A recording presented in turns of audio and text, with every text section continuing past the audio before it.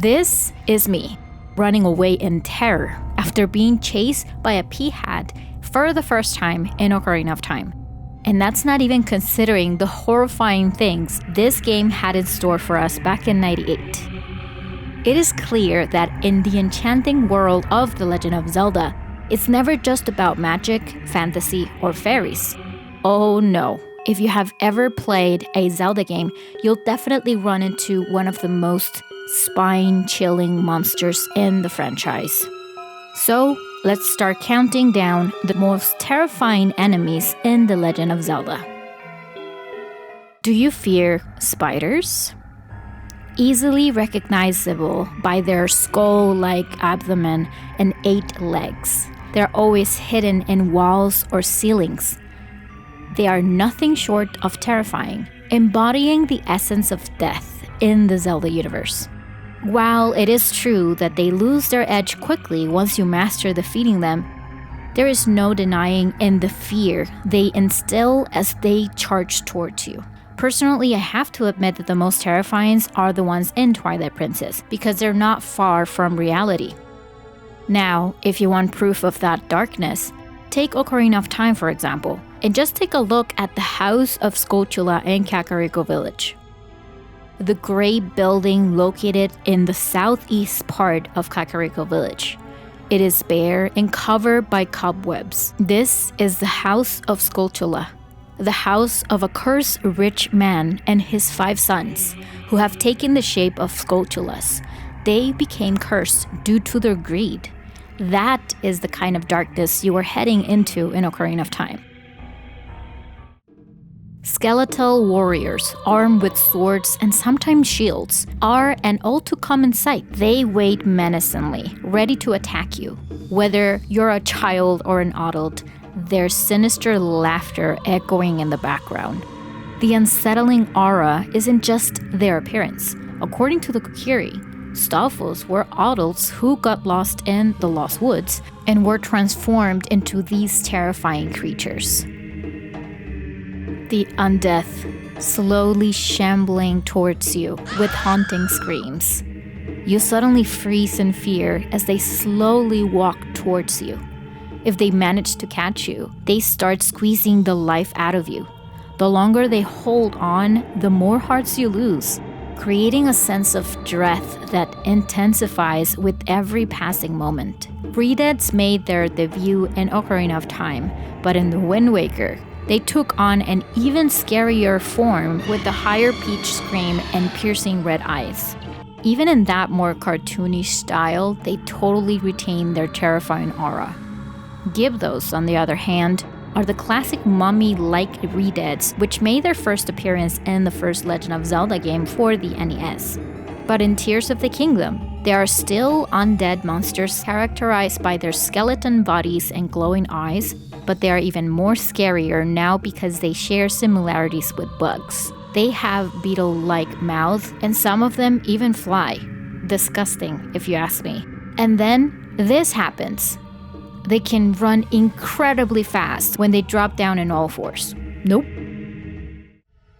You're highly focused in the dungeon when you see a creepy shadow cast under you. Before you can even react, this disembodied hand tries to snatch you and pull you up as Link screams for his life. That feeling of hopelessness is both frustrating and terrifying. What's worse than being dragged all the way at the beginning of the dungeon? That was a wall master. But you can also find its counterpart, the floor master, wandering around the room. Even the floor master's non-menacing 2D design still manages to make you feel dread when you're being dragged by one of these things. These are not floor masters, but gloom hands, or their official name, gloom spawn. Do you remember the first time you encountered these ghoulish red hand charging at you in Tears of the Kingdom? They are fast, dangerous, and swarm you immediately. They will try to pick you up and then squeeze your life out. Not only you get gloom damage, which can't even heal you normally, but they also regenerate, so you must take them all out quickly. You cannot outrun them on foot, so your only choice is to frantically climb a vertical wall or a pillar because thankfully they can't climb. And if you manage to defeat the whole group, well, you know what happens next. You slowly start seeing this cloud of gloom forming right in front of you. You look up, and there's the name on the screen. Phantom Ganon. Run, bitch! Run! It's an instant panic moment. You try to be brave and you start fighting him, maybe spamming him with arrows, but nothing works. Instantly closing any distance you think you may have. It's just a constant scramble to stay alive. That whole encounter is just pure, stressful horror. Ah, yes, the lovely Yetta. She seems to be obsessed with this peculiar mirror piece. As she looks at herself in the mirror, she starts to twitch a bit, and suddenly she turns around as a frightened, red-eyed demonic imp after being possessed by the mirror shard. I don't know about you, but the first time I saw this, it was an almost certain heart attack. The whole transformation highlights how easily even the friendly characters can get completely corrupted. That feeling of betrayal and suspense is what makes her introduction such a horrifying moment. Speaking of Twilight Princess, easily one of the darkest Zelda games along with Majora's Mask, wouldn't you agree? And the Arbiter Grounds is definitely one of the scariest dungeons in the series.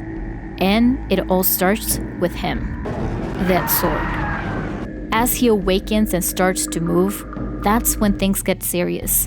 This is an undead spirit with twisted horns, glowing red eyes, and a snake-like mouth filled with sharp teeth, wielding a heavy, dark sword. As you fight it, it lets out piercing screams and rapidly flies around the room. This mini-boss will absolutely give you the creeps. That's not even counting the regular pose and gift those you have to fight your way through right here in Arbiter's Grounds. Okay, enough about that. Let's try to relax and track down this adorable Bloopy that just ran into a cave in Tears of the Kingdom. Where did the Bloopy go? Oh, wait. You hear that eerie, monkey-like laughter. So you get closer to find out what's making that noise. What in the world are those? It's the dreaded Horriblins. With their elongated claws, they cling to the walls and the ceilings of caves, lurking right there in the darkness. That unsettling laughter serves as an ominous warning that these creatures are definitely hiding nearby. All in all, I find them far more terrifying in the depths, to be honest. You can barely see them, and they are dropping down on you from the shadows. These dark, faceless creatures descend from the sky, emitting an eerie howl that sends shivers down your spine every time you face them. The Shadow Beasts.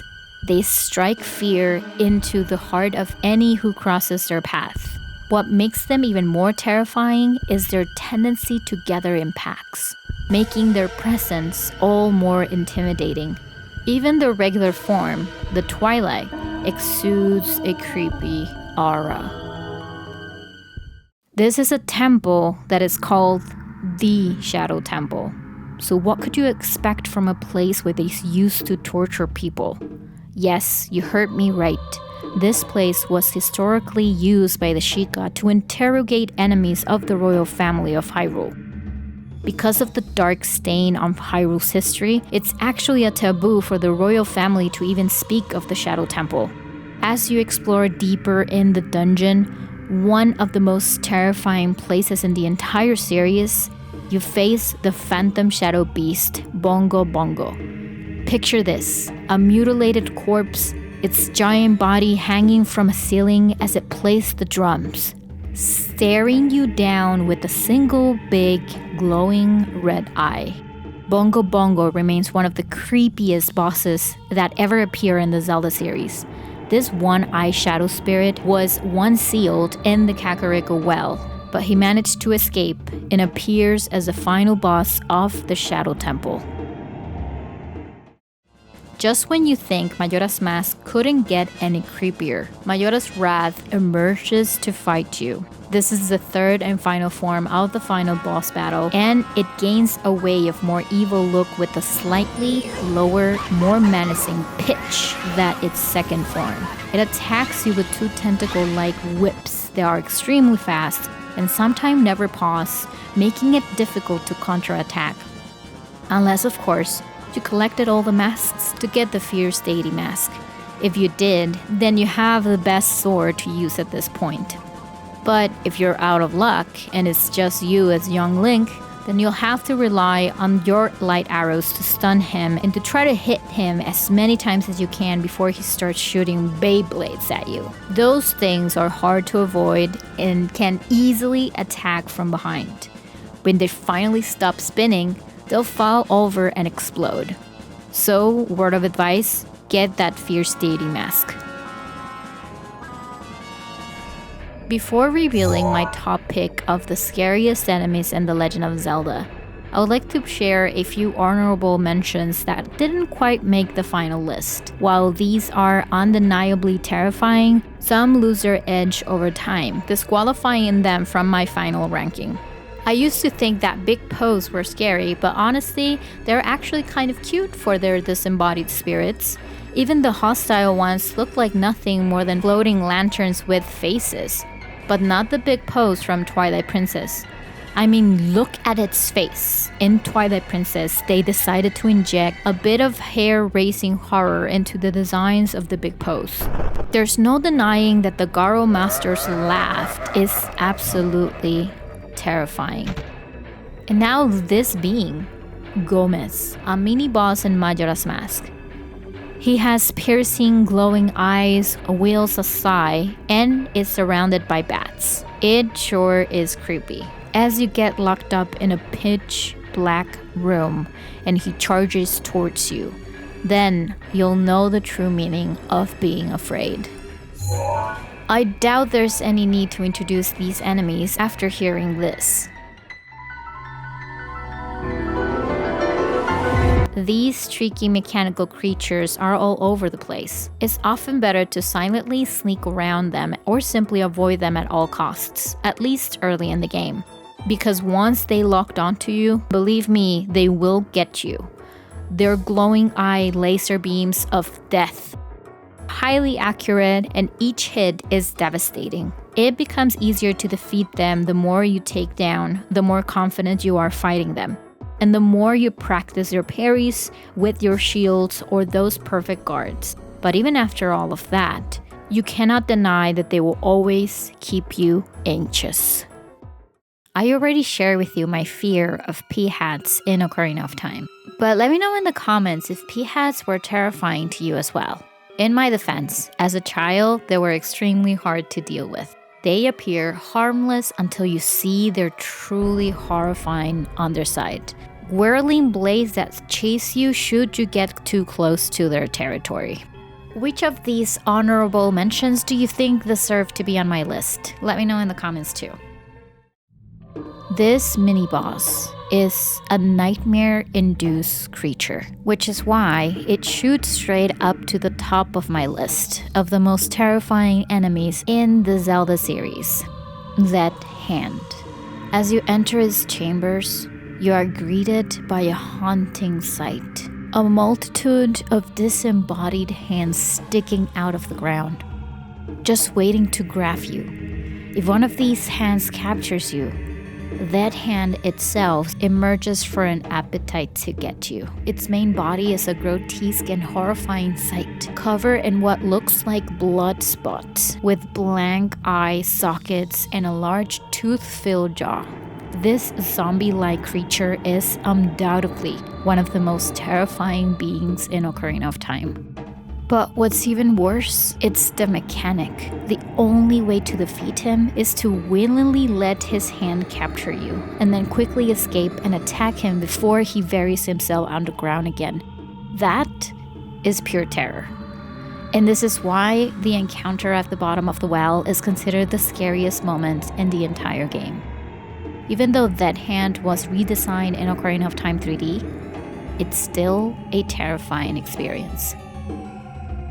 And there we go. This list was ranked purely based on my personal experience and opinions, so what do you think? What did I miss? Do you agree or disagree with the list? Let me know in the comments. A very special thanks to all my channel supporters for your amazing and generous support that makes this possible. You guys are the best.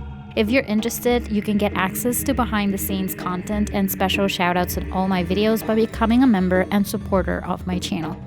The links are below, or you can click on the join button right here. Thank you so much for watching and staying with me till the end of this video. I hope you have a wonderful day or night or whenever you're watching this. Until next time.